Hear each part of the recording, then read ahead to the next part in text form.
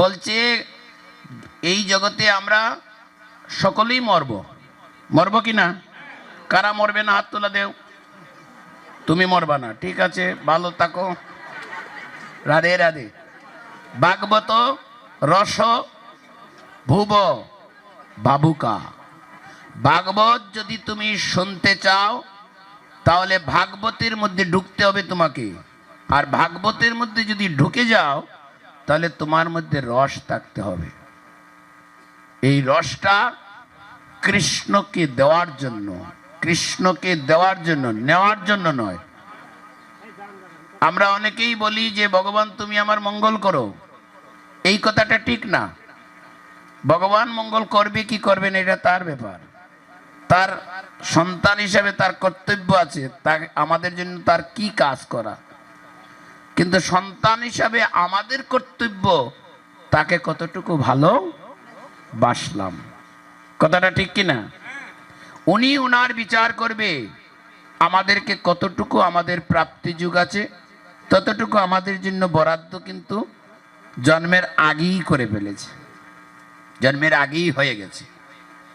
আমরা যারা নাচানাচি করছি, আমরা যারা উড়াহুড়ি করছি, আমরা যারা হিংসা বিদ্বেষ করছি, এগুলো আমাদের পূর্বজন্মের কি তপস্যার ফল। আমরা তো তপস্যা এমনিই করছিলাম যে আগামী জন্মে গেলে আমরা একটু হিংসা করব, হরিবল, তপস্যা করছি। কিন্তু ভগবান আমাদেরকে কি করছে? হিংসা করলেও ভগবান উদ্ধার করে নিচ্ছে। তার কাছে হিংসা, শত্রু, মিত্র, বন্ধু কোনো বিচার নেই। তিনি সবাইকেই দয়া করছেন। তাই ভগবানের এক নাম দয়া, দয়াল, হরিবল। ভগবানের এক নাম শুধু দয়াল নয়, দয়ার সাগর। রাধে রাধে, জুটছে বলো রাধে রাধে, আবার বলো রাধে রাধে। এবার যদি কেউ বলে না তার একটা ধাক্কা দিতে পারো, কারণ এত সুন্দর সাধু সঙ্গে এমন অপূর্ব সুযোগ পেয়ে যদি কেউ সুযোগকে সদ্ব্যবহার করে না, তার এ জন্মে আর হবে না। রাধে রাধে। এই জন্য দেখবেন খাইয়া মরেছে। আমরা তো মরি একটা কিছু উদ্দেশ্য নিয়ে মরতে হবে, কিন্তু আমাদের কোনো উদ্দেশ্য নেই। কিন্তু জগতে যারা কৃত কর্ম করে মৃত্যুবরণ করেছেন, ভগবান সবাইকে কৃপা করেছেন। রাধে রাধে। খাইয়া মরেছে, খাওয়াইয়া মরেছে, নিয়ে মরেছে, দিয়ে মরেছে, শুনে মরেছে, বলে মরেছে, দেখে মরেছে, ভালোবেসে মরেছে। রাধে রাধে। এই যতটা কথা বললাম মহাভারত, রামায়ণ, ভাগবতের বাইরে একটা কথা নয়। এই কথা বলার কোনো প্রয়োজন নাই, দরকারও নেই। আমরা কিছু বলি হয়তো সমাজকে একটু শৃঙ্খলার জন্য, রাষ্ট্র একটু নড়বড় হয়ে পড়েছে, তাকে একটু কি করার জন্য, কুটিটা ভালো ধরার জন্য বলি। কিন্তু বাংলাদেশে আমাদের কথা এমন বেশি কেউ শুনে না, গুরুত্ব দেয় না। কিন্তু শুনতে শুনতে একবার সে অবশ্যই শুনবে। কিন্তু আমরা যেন কোনো হিংসাত্মক কাজে অংশগ্রহণ করি না। আমাদের ধর্মটা বাবা একটু আগে বলে গেছে, হিংসাটাকে আগে পরিত্যাগ করতে হবে। 6টা রিপুর 6টা বন্ধুকে ত্যাগ করতে হবে। 6টা রিপু কারা কারা? কাম, ক্রোধ, বলেন, লোভ, মদ। বাহ, সামনের লোকেরা ভালো জানে, পেছন থেকে আওয়াজই আসে নাই। তাহলে 6টা রিপু পাইলাম। আচ্ছা, 6টা রিপুর 6টা বন্ধু আছে, এদেরকে ত্যাগ করতে পারবো কি আমরা? বলে এরা কারা? 6টা রিপুর 6টা বন্ধু আছে, খুব কাছের বন্ধু। এজন্য বন্ধু নির্বাচন করতে হবে খুব ভালোভাবে। বন্ধু কাকে নির্বাচন করবেন? চৈতন্য চরিতামৃতে লেখা আছে, সেই সে পরম বন্ধু, সেই পিতা মাতা, কৃষ্ণ চরণে যে প্রেম ভক্তি দাতা। বন্ধু তাকেই আপনি মানব জন্মে নির্বাচন করবেন যে আপনাকে কৃষ্ণ চরণে নিয়ে যাবেন। তাই গৌর প্রেমানন্দে হরিবল। যে আপনাকে কি করবে? কৃষ্ণ চরণে নিয়ে যাবে। এই বন্ধু দরকার। আর কোন বন্ধুর দরকার আছে? সেই সে পরম বন্ধু, সেই পিতা মাতা। এমনকি আপনার পিতামাতাও নির্বাচন হতে হয় কয়েক জনম জনম অপেক্ষা করতে করতে। সব জন্মে পিতামাতা হয় না, হয় না, পিতামাতা হয় না। এই শুধু মায়ার মা আর মায়ার বাবা হয়। ছেলে ইনকাম করবে, রুজি করবে, চাকরি করবে, এই নেশা যে পিতামাতার আছে তারা এই ছেলেরাতে জল গ্রহণ করবে না। মাঝে মাঝে এটা হয়, হয় কি না? পিতামাতা কৃষ্ণ ভক্ত হতে হবে, তাহলে তার সন্তান কৃষ্ণ ভক্ত, সেই সে পিতামাতা, সেই সে পরম বন্ধু, তিনি পরম বন্ধু হবেন। তাহলে আমাদের বন্ধু নির্বাচন করতে হবে কি করে? যে আমাকে কৃষ্ণ চরণে সমর্পণ করবে, তিনি আমার বন্ধু। আর এমন বন্ধু জগতে একজনই আছে, তিনি হলেন আপনার আমার পরম দয়াল শ্রী গুরুদেব। বলো বলো গুরু মহারাজ কি, বলো বলো গুরু মহারাজ কি। এই জন্য এই ধরনের তিনজন বন্ধু আপনার আমার কাছে আছে। কারা কারা? একজন হলেন আমার জন্মদাতা পিতা, যিনি আমাকে কৃষ্ণ চরণে সমর্পণ করবেন। একজন হলেন আমার গুরুদেব, রাধে রাধে। আর একজন হলেন আমার নিন্দাকারী, হরি বল। কথাটা কেমন হলো? নিন্দাকারী। একটু আগে কিন্তু পাঠটা এভাবে হয়েছিল, বুঝে গেছেন তো পাঠটা? যিনি আমার নিন্দা করবেন, নিন্দুক বৈষ্ণব জয়তি। যদি ভগবান কিভাবে রক্ষা করলেন, উদ্ধার করলেন? খাইয়া মরেছে, বলছিলাম না? ও মা কথা বলো না, এই বুড়িমা কথা বলো না। যাদের খাওয়ার ইচ্ছা প্রসাদ আছে খেয়ে যাবা। বারবার বলছি, প্রসাদ পেয়ে না পেয়ে কেউ যাবেন না। আমাকে এখানে এসে কর্মকর্তা বলে দিয়েছেন। রাধে রাধে। যাদের ভালো লাগবে কৃষ্ণ কথা শুনবে, যারা ভালো লাগবে না কৃষ্ণ প্রসাদ পাবে, দুটাই অমৃত। রাধে রাধে।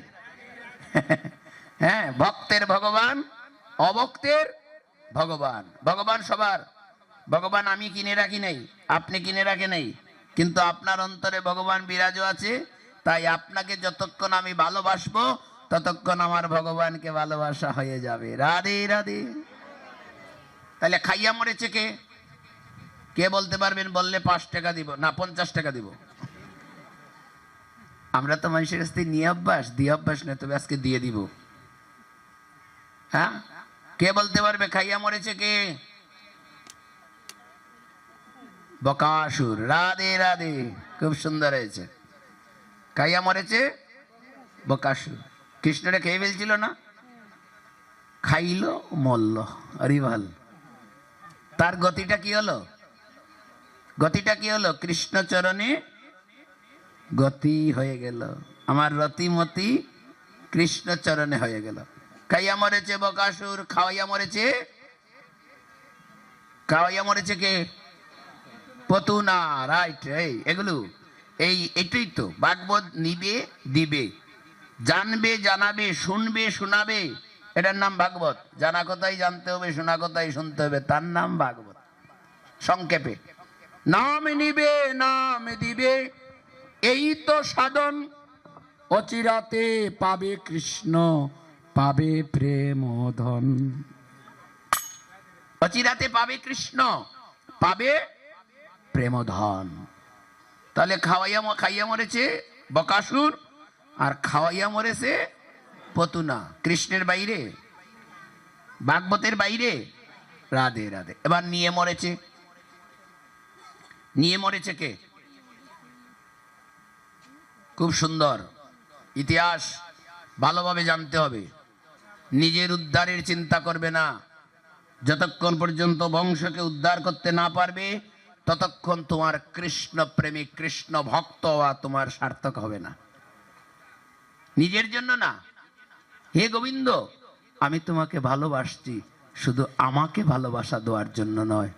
আমার বংশে যদি কেউ তোমার চরণে অপরাধ করে থাকে, আমার বংশে যদি কেউ তোমাকে ভালো না বেসে থাকে, তাহলে আমার ভালোবাসার ঋণ শোধ করতে তুমি আমার বংশের কাউকে উদ্ধার করে তোমার চরণে আশ্রয় দান করো। তাহলেই আমার ভালোবাসা কি হবে? আমার ভালোবাসা শ্রেষ্ঠতর হবে। ইতিহাস তাই বলে, রামায়ণ মহাভারত তাই বলে। নিয়ে মরেছে রাবণ। রাবণ যদি মাতা সীতাকে নিতেন না, চুরি করতেন না, তাহলে রাবণের মৃত্যু হতো না। আচ্ছা, আপনারা একটু চিন্তা করেন তো, রাবণের মৃত্যুটা কি শুধু রাবণের মৃত্যু হলো? রাবণ কোথায় গেলেন? রাবণ কোথায় গেলেন? রাবণ তো একজন ব্রাহ্মণ সন্তান, বিশ্বশ্রবা মুনির পুত্র। যেই সেই কথা, সেই রাবণের এমন মতিভ্রম হলো, তিনি রঘুপতি রাম তার ভার্যা মাতা সীতাকে হরণ করলেন, নিয়ে মরেছে। শুধু একা মরেছে? 1,00,000 পুত্র, 1,00,000 নাতি, বংশে বাতি দেওয়ার রইল না, কেউই তো রইল না বংশে বাতি দেওয়ার। কিন্তু সবাই রাবণকে কি করে? রাবণকে হিংসা করে। কিন্তু একটু রিচার্জ করেছেন কখনো ভক্ত, যারা শুদ্ধ ভক্ত আপনারা যারা হয়েছেন, আপনাদেরকে অ্যাটাক করব, কখনো রিচার্জ করেছেন রাবণ কেমন দান করে গেল? রাধে রাধে, কেমন দান করে গেল? প্রথম প্রথম নিক্ষেপ করলো ভগবানের চরণে ছোট ভাই বিভীষণকে। হরিবল। এটা তো জানা আছে, রাবণ পূর্বজন্মে কি ছিলেন জানা আছে, জয় আর বিজয় ছিলেন। এদিকে আমরা যাব না, অনেক সময় লাগবে, শুধু পয়েন্ট আউট করছি ভক্তদের আনন্দ দেওয়ার জন্য। ভক্ত যাতে তার গৃহে বসে ভগবানকে এমন ভাবে ভালোবাসবে যেন ভগবান এই ভক্তের কাছে ঋণী হয়ে যায়। শাস্ত্র বলছে ভগবান কখনো কি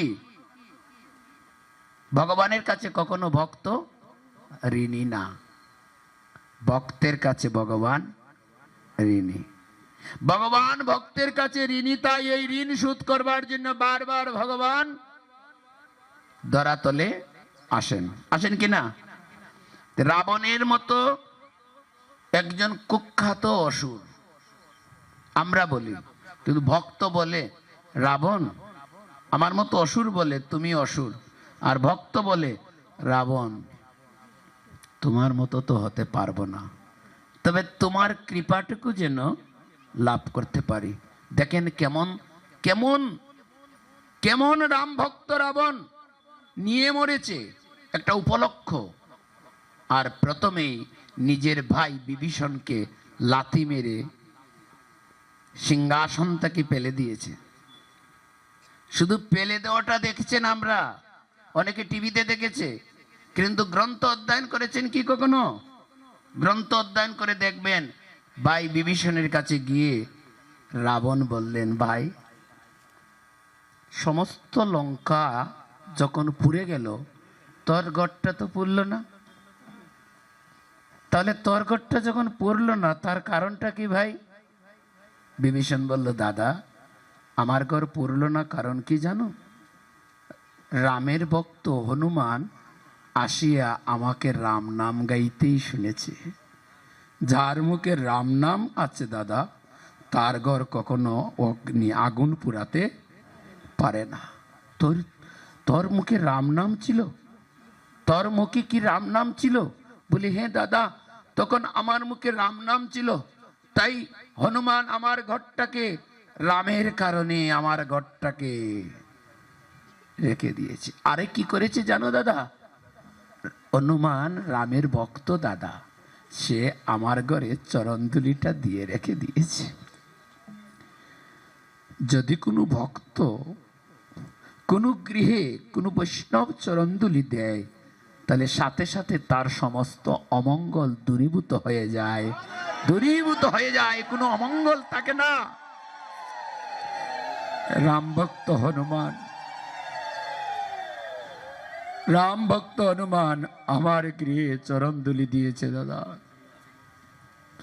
রাবণ বুঝতে পারলেন যে আগে উদ্ধার হতে হলে ছোট ভাইকে উদ্ধার করতে হবে। হরি বল।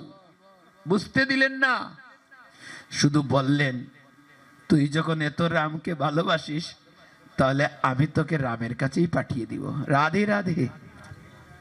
লাথি মেললেন, সবাই দেখলো যে রাবণ লাথি মেলে বিভীষণকে সিংহাসন থেকে পেরে দিয়েছেন, শিখিয়ে দিয়েছেন এই সময় তুই বলবে আমি চলে গেলাম। আর এই দিন তোকে বিদায় দিব, আমি তোকে আগেই রামের চরণে পাঠিয়ে দিব। নিজে রামের চরণে যাওয়ার আগে তার বংশের মহান যিনি বিভীষণ, তাকে রামের চরণে পাঠিয়ে দিলেন। আর আরেকটা ভাই, নাম হলো কি? কুম্ভকর্ণ। 6 মাস নিদ্রিত, একদিন তিনি সেবা করেন। তো বলল যে একদিন তুই সেবা করিস, তোকে তো আমি চেয়ে নিয়ে এনেছিলাম। আমি যোগাসনের পরিবর্তে নিদ্রাসন চেয়েছিলাম, ইন্দ্রাসনের পরিবর্তে নিদ্রাসন চেয়েছিলাম, তাই তোর নিদ্রা হয়ে গেল। তাই আর তোকে নিদ্রিত থাকতে হবে না। অকালে কি করলেন? কুম্ভকর্ণকে জাগিয়ে তুললেন, জাগিয়ে তুলে পাঠিয়ে দিলেন রামের কাছে যুদ্ধ করতে যা। কুম্ভকর্ণ দাদাকে জুরাত করে বলল, দাদা অকালে তুমি আমাকে জাগিয়ে তুলেছ আর রামের সঙ্গে যুদ্ধ করতে পাঠিয়েছ। আমি বিভীষণের কাছে শুনেছি, ভ্রাতা বিভীষণের কাছে শুনেছি, তোমার ছেলে ইন্দ্রজিতের কাছে শুনেছি রাম ভগবান। এতএব দাদা তুমি জেনে শুনে আমাকে মৃত্যুর কুলে পাঠিয়েছ। আমি তো রামের সঙ্গে যুদ্ধে নাও জিততে পারি। রাবণ বললেন, তুমি রামের কাছেই যাও। সেই কুম্ভকর্ণ জানিয়ে দিলেন, যদি আমি ফিরে আসি তাহলে মনে করবে তোমার রাজ্য টিকবে, আর যদি আমি ফিরে আসি না তাহলে আমি যেমন রামের চরণে আশ্রয় গ্রহণ করতে যাচ্ছি, ছোট ভাই হিসাবে তোমাকেও আমি প্রার্থনা করে যাচ্ছি, আর দেরি না করে তুমিও রামের চরণে পৌঁছে যেও দাদা, তুমিও রামের চরণে পৌঁছে যেও।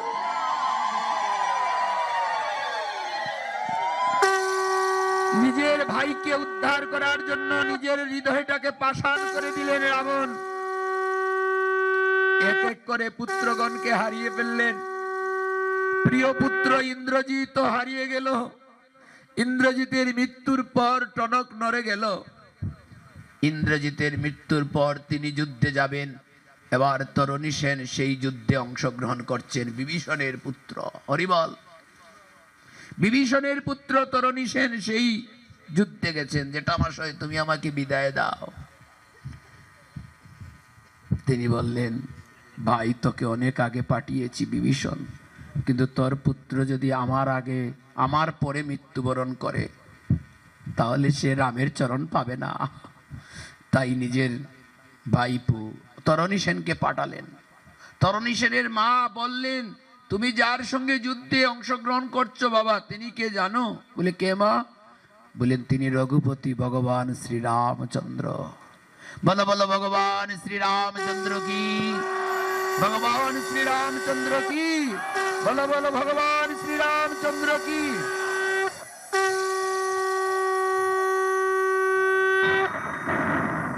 বেশি আবার বলবেন না, কারণ রামের আবার অ্যালার্জি বাংলাদেশে ঢুকে পড়েছে, বিশাল অ্যালার্জি ঢুকে পড়েছে। শ্রীরাম বললেই মারে।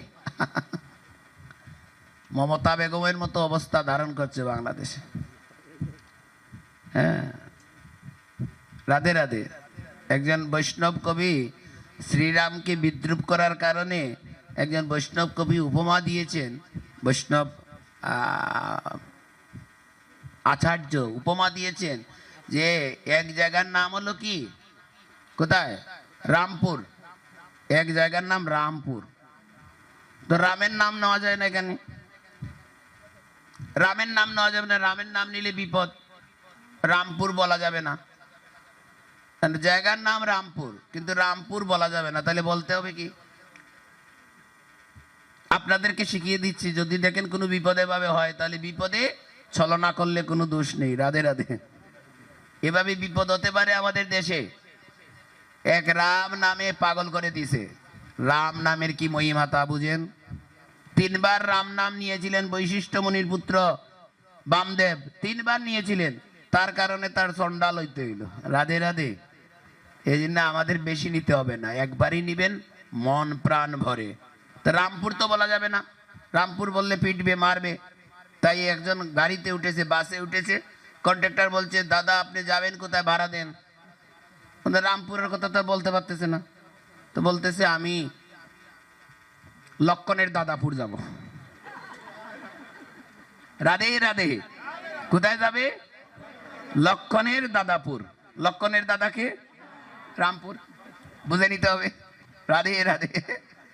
তো কন্ট্রাক্টর বলতেছে আমি এই 20 বছর ধরে এই লাইনে আসা যাওয়া করি, কোনো ধরনের স্টেশন তো লক্ষণের দাদাপুর নাই। তো বলতেছে এ কি বলে, কন্ট্রাক্টর চিনে না। তো যে বলতেছে তো মনে মনে বলতেছে আমি রাম বলবো না, রাম বললেই তো মাইর খাইতে হবে, রাম বলবো না। এ কি ভগবান, যার নাম নিলে মাইর খাইতে হয়? হরি বল। যা একই কৃষ্ণ, যার নাম নিলে বিদ্রুপ করে। আরে বাবা দেখেন, এই জন্য সইতে হবে, যে সইবে সে রবে। এই জন্য আমাদের উশৃঙ্খলতা হলে হবে না, যে সইবে সে রইবে, এটাই নিয়ম।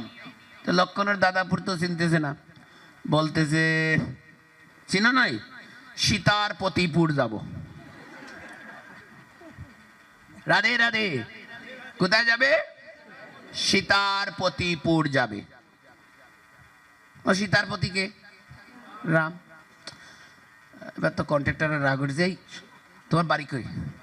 বলে আমার বাড়ি এলো কুটালিপাড়া। ওর লাগি তো তুমি জায়গা চিনতে পারছো না, সঠিক করে বলো। আরে বলছি বাবা, দশরথরে চিনো? বলে চিনি। বলে দশরথের পুত্রপুর যাব, তবুও রাম বলবো না। দশরথের পুত্রপুর যাব, তবুও রাম বলবো না। বলে দশরথের পুত্রপুর অর্থাৎ রামপুর। কন্ট্রাক্টর তো রাগ করতেছে, রাগ করতেছে। কন্ট্রাক্টর বলে থামো। বলে তুমি রামায়ণে সীতার নাম শুনো নাই? বলে শুনেছি। বলে সীতার পতিকে? বলে রাম। লক্ষণের নাম শুনো নাই? বলে লক্ষণের ভাইকে? রাম। বলে আমি বলি নাই, তুমি বলতেছে কিন্তু। এই দশরথের পুত্রের নাম কি? দশরথের পুত্রের নাম রাম।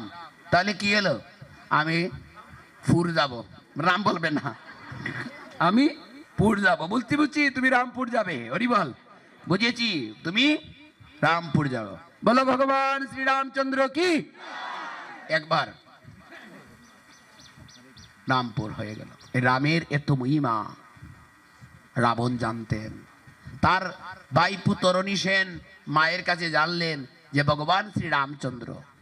বলে মা তুমি চিনো নাকে? বলে আমি চিনি নাই, আমি দেখিও নাই, তোমার পিতার মুখে শুনেছি তিনি রঘুপতি রাম, মর্যাদা পুরুষোত্তম ভগবান, তুমি তার সঙ্গে যুদ্ধে যাবে?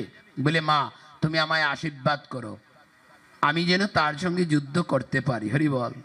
যদি এই যুদ্ধে আমি জয়ী হই তাহলে জগৎবাসী আমার নাম নিবে, আর যদি এই যুদ্ধে আমার পরাজয় ঘটে তাহলে জগৎবাসী তাও আমার নাম নিবে। হরি বল। আমার যশ সব দিকেই কি হবে? ঠিক থাকবে।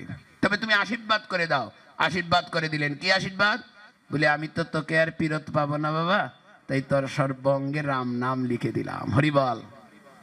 ভগবানের সম্মুখে গিয়ে উপস্থিত হলেন তরণী সেন। ভগবান কি করলেন? তীর বিদ্ধ করে যখন তরণী সেনকে আঘাত করবেন তখন দেখেন তার নাম। পূর্বে ভগবান ঘোষণা করেছেন আমি থেকে আমার নাম বড়। হরি বল। নাম থেকে আমার ভক্ত বড়, আর ভক্ত থেকে ভক্তের চরণ ধুলি আমার অতি উত্তম বলে জানিবে। তাই ভক্ত থেকে ভক্তের চরণ ধুলি অতি উত্তম। এই জায়গাতে আপনারা আমরা আসছি, আমাদের একটা কাজ, আমরা যেন চরণধুলি কুড়াতে পারি মা, আর কিছু নেই আর না নেই। এই ভক্তের চরণধুলিটা যেন আমাদের বক্ষে থাকে, আমরা যেন প্রাণ ভরে মন ভরে আমাদের দেহ ভরে এই চরণধুলিটা আমরা নিতে পারি, তাহলেই কিছু নেওয়া হলো। রাধে রাধে। তাহলে কিছু নেওয়া হয়ে গেল।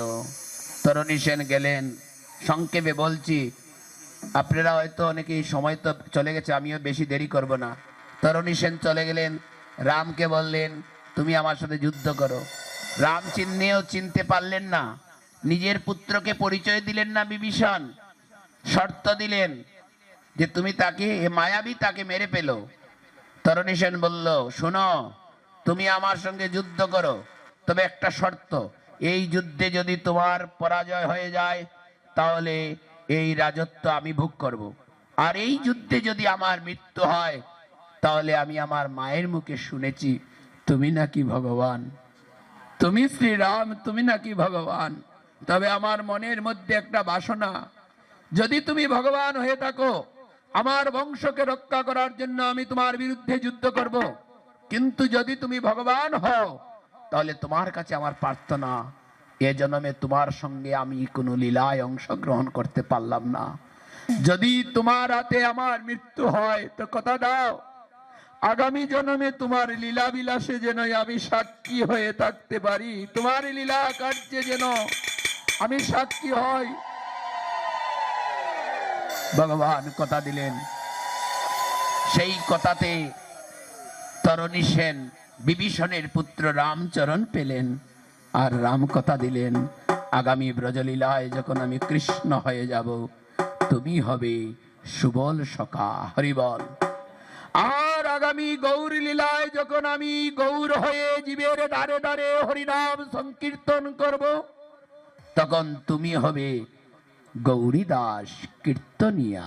রাধে রাধে। গৌরী দাস কীর্তনিয়ার গলেতে দরিয়া।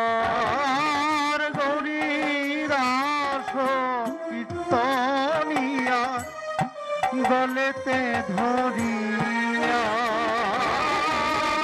গৌরী দাস কীর্তনিয়ার গলেতে দরিয়া। গৌরী দাস কীর্তনিয়া গলেতে ধরিয়া। কাঁদিছে না মহাপ্রভু আমার পুকার করিয়া। কাঁদিছে না মহাপ্রভু আমার পুকার করিয়া। আজি ধুলায় গরা গরিয়া, ধুলায় গড়া গড়িয়া।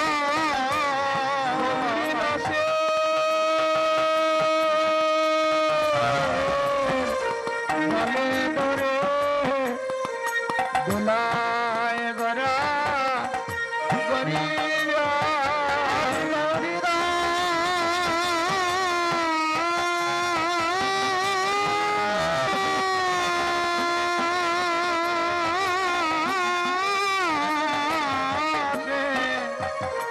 গলে ধরিয়া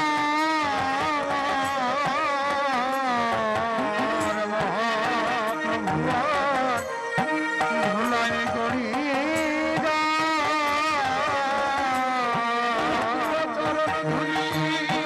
পাবে বলে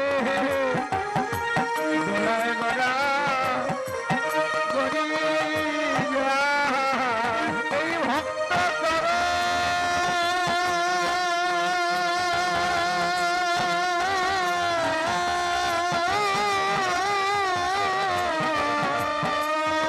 ধনী পাবে বলিয়া আমার মহাপ্রভু ধুলায় গড়িয়া। ধুলায় গরা গরিয়া। ধুলায় গড়া গড়িয়া।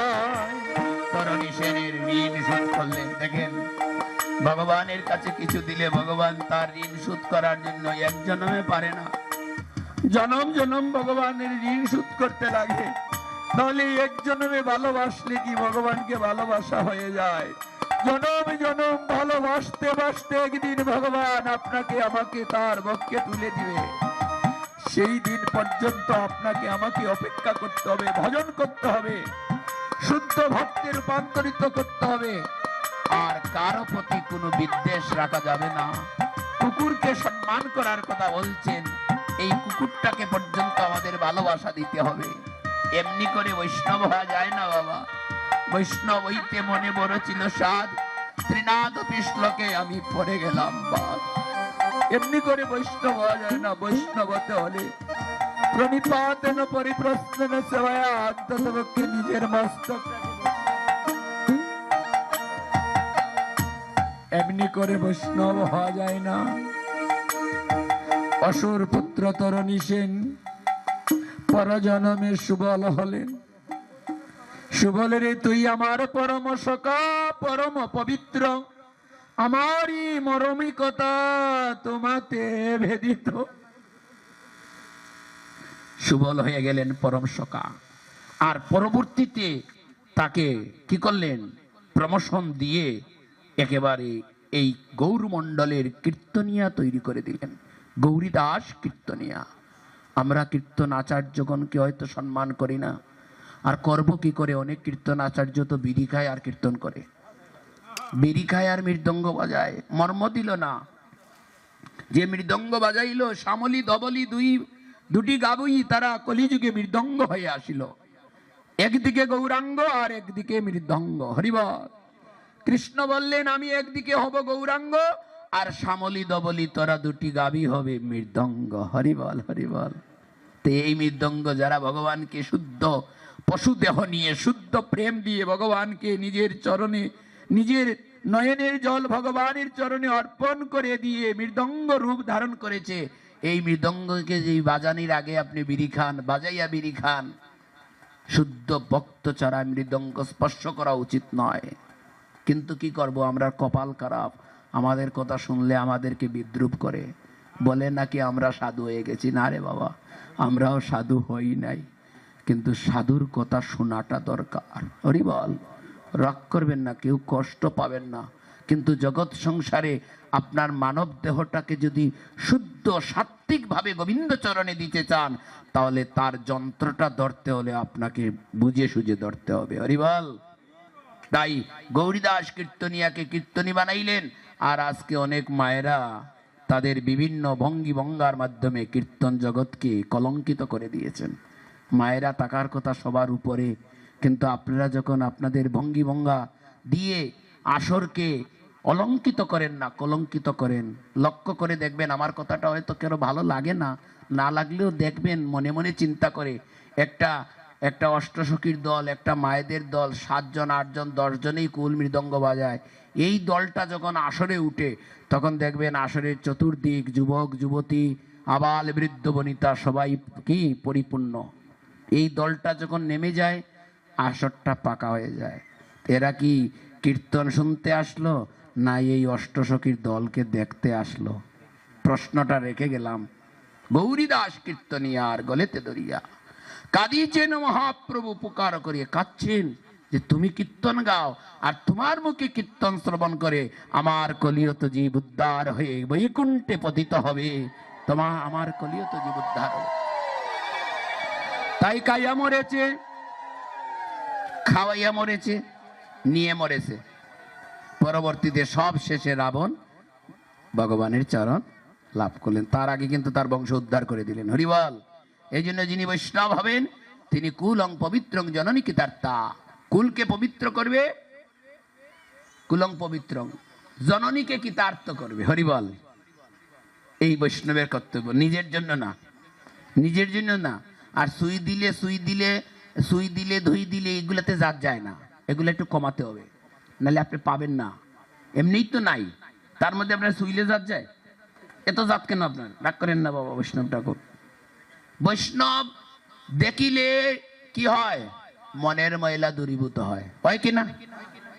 আর বৈষ্ণবের অঙ্গে যদি একটু অঙ্গ স্পর্শ করেন তাহলে কি হয়? প্রেম তরঙ্গ উদয় হয়। তাহলে বৈষ্ণব পুত পবিত্র, তারে সইলে যাবে কেন? সবাই বৈষ্ণব আগে কুল দিবে, আগে বুকটা বাড়িয়ে দিবে, আয় আমার বুকে তোর বুক মিলা, আমার সঙ্গে তোর বন্ধুত্ব হোক, আমি যেমন বৈষ্ণব আচরণ করছি আমার অঙ্গ স্পর্শ করে তুমিও বৈষ্ণব আচরণ করো। রাধে রাধে। তাই রাবণ আগে উদ্ধার করে দিলেন। বৈষ্ণবের মধ্যে প্রেম তরঙ্গ উদিত হয়। এই জন্য এই আসরে আসলে বিচার করলে হবে না কে ধনী কে গরিব, কে ব্রাহ্মণ কে চণ্ডাল। যদি কুকুরও এই আসরে আসে, এই কুকুরের সঙ্গে কুলাকুলি করবেন, আপনার জাত যাবে না, আপনি পরম বৈষ্ণবে রূপান্তরিত হবেন। যে কুকুরকে মহাপ্রভু স্বয়ং প্রসাদ দিয়েছিলেন, কই মহাপ্রভুর তো জাত যায় নাই, এও জগন্নাথের প্রসাদ দিয়েছিলেন কুকুরের বদনে। আর কুকুরকে বলেছিলেন, কুকুর তোমার জনম ধন্য হয়ে যাবে, তুমি আমার হাতে প্রসাদ পাও আর বদনে কৃষ্ণ কৃষ্ণ বলে একবার ডাকো, কৃষ্ণ গোবিন্দ বলে একবার ডাকো। তাই কুকুরও সেই দিন জগন্নাথ মন্দিরে কুকুরও সেই দিন কৃষ্ণ কথা বলেছিল, আর প্রভু জগন্নাথের হাতে মহাপ্রসাদ পেয়েছিল। রাধে রাধে। রাবণ উদ্ধার করে দিলেন সবাইকে। রাধে রাধে। আজ এমনি করে এই ভক্ত মিলনে রাবণ তার সবংশকে উদ্ধার করে নিজে চলে গেলেন কার? রামের চরণে নিজে সমর্পিত হলেন। তাই খাইয়া মরেছে, খাওয়াইয়া মরেছে, নিয়ে মরেছে, দিয়ে মরেছে। দিয়ে মরেছে কে? ও বাবা, দিয়ে মরেছে কে? কর্ণ। বাহ, হরিবল। কর্ণ কবচটা যদি দিতেন না তাহলে কর্ণের মৃত্যু হতো না। আর কর্ণের মৃত্যু না হলে জগৎবাসী কি হলো? মায়েদের পেটে গোপন কথা আসো থাকতো, বিপদ হয়ে যেত। এই জন্য মায়েদের পেটে গোপন কথা থাকবে না। যেত বড় মা হোক না কেন, তারে শুধু বলবে, শুনছ তোমারে না আমি বলছি এই কথা যেন কাউকে বলবা না। না না, আমার কি এই স্বভাব? আমি কি গাইয়ে গাইয়ে ফিরি? আমার কি এই স্বভাব? ঠিক জল আনতে কলস নিয়ে কলে গিয়েছে, অথবা যমুনার মতো ঘাটে গিয়েছে, গিয়ে সইকে পেয়েছে। সই জানিস আমার স্বামী না আজকে আমাকে গোপন একটা কথা বলে দিয়েছে। কি বলেছে রে? শুধু তোকে বলছি, আর কাউকে বলবো না। বল বল, আমার কাছেই বল। আমি তো তোরা সই, আমি কি কাউকে বলবো? বলে না, তুই কাউকে বলিস না। আর যুধিষ্ঠির অভিশাপ দিলেন, মা তুমি এত বড় কথা গোপন রেখেছ, যদি এই কথাটা তুমি খুলাসা করে বলতে যে কর্ণ আমাদের ভাই, তাহলে আমি এই যুদ্ধই করতাম না। রাধে রাধে। আজ থেকে অভিশাপ দিলাম, কোন নারীর পেটে যেন গোপন কথা থাকে না। তাই মা, তোমাদের দোষ নয়, তোমাদের অভ্যাস। গোপন কথা বস করে ছাড়ি দাও। রাধে রাধে। হয়ে গেল? তাহলে দিয়ে মরেছে, নিয়ে মরেছে, দিয়ে মরেছে, শুনে মরেছে।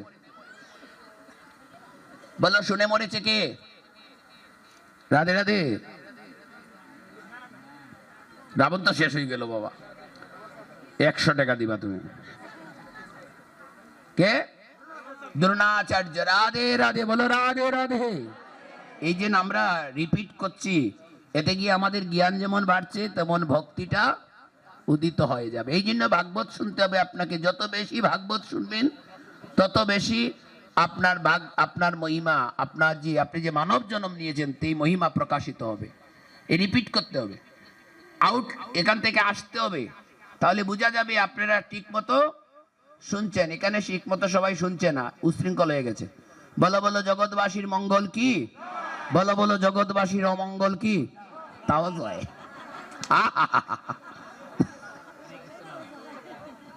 রাধে রাধে। না, দেখলাম একটু টেস্ট করে দেখলাম আমাদের বিল্লমঙ্গল বাবা, আমাদের গোবিন্দ বাবা, আমরা কোথায় চাষ করছি। রাধে রাধে। হ্যাঁ হ্যাঁ, হরিবল। মা এভাবে উঠতে, এইভাবে উঠলে হবে না। এই প্রণামী নদী একজনে নিয়ে নেন। মা বসেন। শেষ করে দিচ্ছি, শেষ করে দিব, তাই তো? আচ্ছা, শেষ করে দিব। যারা যারা মনে করছো তারা হাত তোলা দাও। শেষ হয়ে যাচ্ছে, আর 2 লাইন, আর মোটে 2টা লাইন বাবা। বাবা আচ্ছা, মনে রাখি দেন। আপনি একজনের উঠি যাবে, একজনের পাঠিয়ে ওটা ইয়ে করে দেন। রাধে রাধে। তো আর বিশৃঙ্খলা হয় না। রাধে রাধে। হরে কৃষ্ণ হরে কৃষ্ণ হরে কৃষ্ণ কৃষ্ণ কৃষ্ণ হরে হরে হরে রাম রাম রাম হরে হরে হরে কৃষ্ণ কৃষ্ণ কৃষ্ণ হরে হরে হরে রাম রাম রাম হরে হরে হরে কৃষ্ণ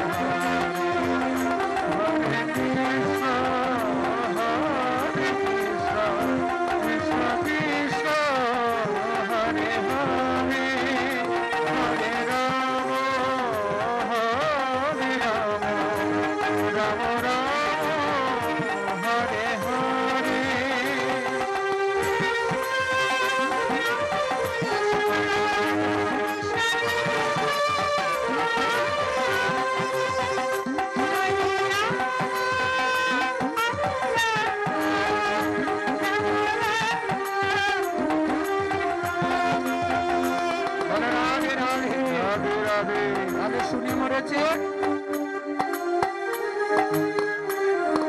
শুনে মরেছে দ্রোণাচার্য দ্রোণা, অস্ত্রগুরু দ্রোণাচার্য। শুনেই তিনি তার সাধনা শেষ করে দিয়েছেন। এই জন্য দেখেন এত বড় গুরুদেব, যিনি মা ছাড়া জন্মগ্রহণ করেছেন, দ্রোণাচার্যের কিন্তু মা নেই, আছে? এটা জানতে হবে। মা ছাড়া জন্মগ্রহণ হয়েছে ভরদ্বাজের পুত্র দ্রোণাচার্য, কিন্তু এত বড় সাধক, এত বড় সিদ্ধিদাতা মহাপুরুষ দ্রোণাচার্য অস্ত্রগুরু, তবুও পুত্র সুখ, পুত্র মায়া বলতে পারলেন না। আপনি আমি কি করব? শুনেই মারা গেলেন। অশ্বত্থামা ইতি অত গজ। আস্তে আস্তে গজের কথা বললেন, আর দ্রোণাচার্য তাতেই মৃত্যুবরণ করে গেলেন। রাধে রাধে, একটু বসেন, একটু বসেন, এরপরে আমরা নৃত্য করবো। রাধে রাধে। তাহলে শুনে মরেছে, বলে মরেছে, বলে মরেছে, এই কথা বলতে পারলে এখানে আরো 100 টাকা আছে, দিয়ে দিব। বলো। আর নাইলে তোমরা আমাকে 51 টাকা করে দিবা। লোড সাপ্লাই দিতে হচ্ছে না, মানে এত দূর থেকে সাপ্লাই দিচ্ছি। হ্যাঁ, কে বলে মরেছে? টাকা থাকলে রেখে দাও, পরে বলবো। রাধে রাধে। একটা মানি ব্যাগ পাওয়া গেছে, মানি ব্যাগের অর্ধেক টাকা দিয়ে মানি ব্যাগটা নিয়ে যাবেন। মানি ব্যাগ পালিয়ে রাখে কেউ? রাধে রাধে। তাহলে বলে মরেছে বলতে পারবা না, 51 টাকা করে নিয়ে নেই, নাইলে আবার কেউ যদি বলে দেয় মনে মনে 51 টাকা দাও, মনে মনে, এমনি দিতে হবে না, ঋণ হয়ে থাকবে। হরি বল। আমি ধারে থাকি, আমি ধারে আছি, আমি ধারে আছি, আমি ধারে আছি। কৃষ্ণচন্দ্র রাধারানীকে বলেছিলেন আমি তোমার ধারে আছি, হরি বল, আর আমি তোমার কাছে ঋণীও আছি। হরি বল, হরি বল। ঋণী আছি, ঠিক তদ্রুপ ভাবে তুমি মনে মনে দিয়ে দাও, ঋণ মুক্ত হয়ে যাও। হ্যাঁ, বলে মরেছে দক্ষ রাজার কন্যা সতী মাতা, সতী দেবী নিজের স্বামীকে নিমন্ত্রণ করে নাই, এই কথা গিয়ে বলে দিয়েছে দক্ষ রাজার সভায়, তুমি আমার স্বামীকে নিমন্ত্রণ করো না, এরপরে আমি এসেছি, তারপরে তুমি আমার স্বামী নিন্দা করছো, আমার প্রাণটা কি করলাম? আমার প্রাণটা বিসর্জন দিলাম। সত্য যুগে সতী নামে শিবের বনিতা, পিতার যজ্ঞে প্রাণ তেজিলা প্রতিনিন্দা শুনিয়া। সত্য যুগে সতী নামে শিবের বনিতা, পিতার যজ্ঞে প্রাণ তেজিলা প্রতিনিন্দা শুনিয়া। রাধে রাধে। তাহলে বলে মরেছে, দেখে মরেছে, আর ভালোবাসে মরেছে। শুনে তো মরে গেছে, ও মরা মরে গেছে, এর আর আইনে লাভ নেই। দেখে মরেছে কে? হিরণ্যকশিপু। রাধে রাধে। ভগবানকে দেখেই হরিবল হয়ে গেছে। কি সৌভাগ্য! দেখে মারা গেছে হিরণ্যকশিপু, প্রহ্লাদের পিতা, আর ভালোবেসে মরেছে। এটা কেউ কইতে পারবে না। সুবর্ণা, হরিবল, লাইলি মজনু, আর টিভির সিরিয়াল দেখবা তো এগুলা কই? দেখে মরেছে, ভালোবেসে মরেছে রাজা দশরথ। হরি বল। রাজা দশরথের বউ কয়টা? 3টা। এই জন্য তোমাদের ঘরে আরেকটা করে বউ ঢুকাতে হবে। কৌশল্যা, সুমিত্রা, কৈকি, এই 3 জন হলেন পাটরানী। রাধে রাধে। এই 3 জন কি? পাটরানী। আর কি? এই ছাড়া আরো 747 জন স্ত্রী আছে। 3 জন মিলে 750 জন। দশরথের স্ত্রীর সংখ্যা 750 জন। এরপরে বেটা বাহাদুরি দেখাইলো, অন্ধমুনির পুত্র সিন্ধু মুনিকে তিনি মারলেন, মেরে মৃত পুত্রকে নিয়ে দিলেন অন্ধমুনির পাশে, দিয়ে বললেন তোমার পুত্রকে আমি মেরে ফেলেছি। যাই হোক, অন্ধমুনি বললেন তুমি রাজা জানি তুমি পুত্র মেরেছো, তাহলে আমিও তোমাকে অভিশাপ দিয়ে যুগ বলে আমার দেহ ত্যাগ করছি। আমি অভিশাপ দিলাম তুমিও পুত্রর মুখ দেখে মৃত্যুবরণ করবে না, পুত্রের হাতে জল পাবে না শেষে। মৃত্যুর আগে তুমি পুত্রের হাতে জল পান করবে না। রাজা হাসতে হাসতে বললেন, মুনিরও মতিভ্রম হয়, হে অন্ধমুনি তোমার মতিভ্রম হয়েছে। আমার 750 জন স্ত্রী থাকার পরও আমার ঘরে কোনো সন্তান নাই। সেই পাপ থেকে রক্ষা করার জন্য চলে গেলেন গুরুদেবের আশ্রমে। বৈশিষ্ট্য মুনি আশ্রমে ছিলেন না, তার পুত্র বামদেব আশ্রমে ছিলেন। বামদেব শুনলেন যে কাহিনী, তিনি ব্রহ্মহত্যা করেছেন। বলে কিছু নাই, ব্রহ্মহত্যা পাপ দূরীভূত হয়ে যাবে, আসো তোমাকে রাম নামে দীক্ষা দিয়ে দিয়েছি। তাই বামদেব সেই দশরথের কর্ণে 3 বার রাম নাম দিয়েছিলেন। রাম নাম পেয়ে মুক্তি পেয়ে তিনি চলে আসলেন ঘরে। বৈশিষ্ট্য দেব যখন আসলেন ঘরে গৃহ আশ্রমে, তখন পুত্র বলল রাজা এসেছে। রাজা এসেছে জেনে বৈশিষ্ট্য তো পাগল হয়ে গেছে, রাজার কে কি সম্মান দিয়েছো, সমাদর করেছে? বলে সব করেছি। রাজা তো পাপ করে এসেছে। বলে কি পাপ করেছে? বলে ব্রহ্মহত্যা পাপ করেছে। অন্ধমুনির পুত্র সিন্ধুমুনিকে তিনি হত্যা করেছেন, সেই ব্রহ্মহত্যার পাপ আছে। বলে কি দিয়েছো তাকে? বলে তাকে দিয়েছি রাম নাম। কয়বার? 3 বার।